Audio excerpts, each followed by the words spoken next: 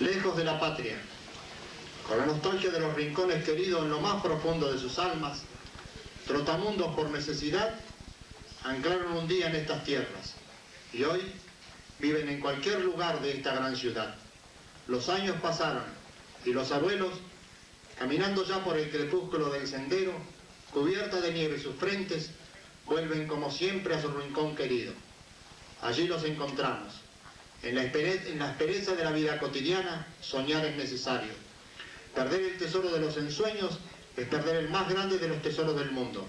Y los abuelos ven en esas figuras, con nítida claridad, su mocedad, su lejana aldea, y en la fuerza de sus sueños logran dar vida a ese su rincón de amor y añoranzas, enredándose en el ruedo de las polleras de sus figuras de cera.